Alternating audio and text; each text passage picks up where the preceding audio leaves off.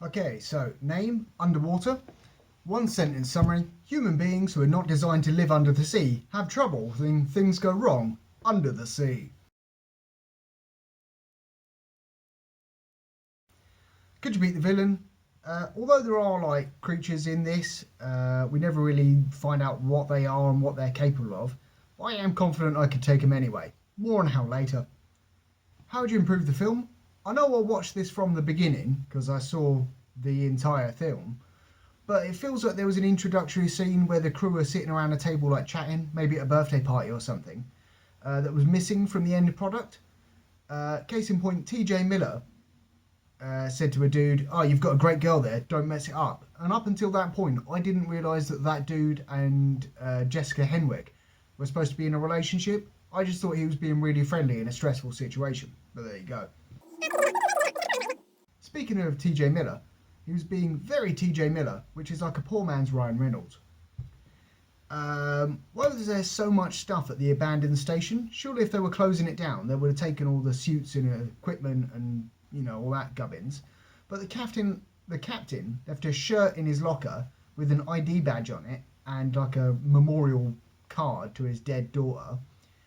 And also he seemed to have like some sort of weird like hunting a serial killer thing, like map and strings and all sorts, at the back of his locker. That's weird.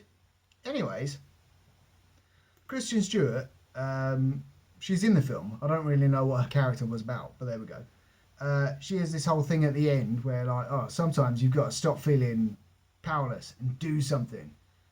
And that would have been a really good realization to have when you were like, oh no, I'm frozen with fear and a big scary monster's coming to attack me.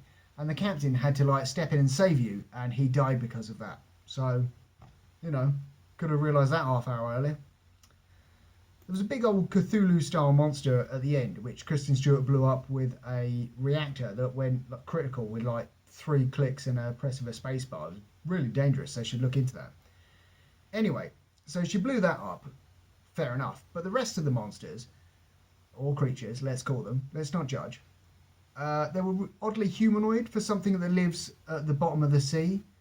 And also if they're 6 miles down, creatures generally that far down don't really have like the same eyes as we do and all that kind of stuff.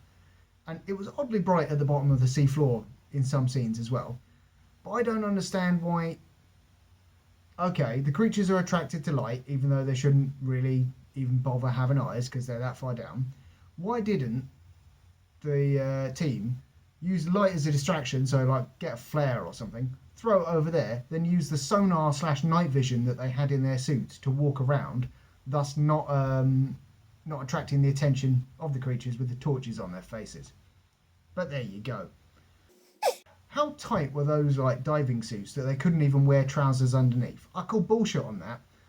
There was no need to have everyone running around in their pants, and by which I mean everyone, I mean the ladies, because there was like one comic shot of TJ Miller's ripped pants, but the rest of it was just young ladies in their underpants. Shame on you, Hollywood.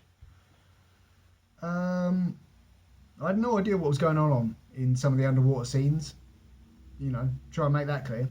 And it is odd that those helmets can withstand the pressure of being 6 miles underwater, but Jessica Henwick can crack one open like it's a chocolate orange. And the look and design and the sound of the creatures was very xenomorph, and the design of the suits and the underwater stations and stuff was very aliens.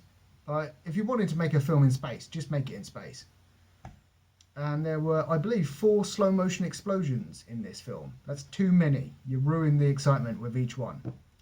Rating out of 5 beers? 4. Give it a 4.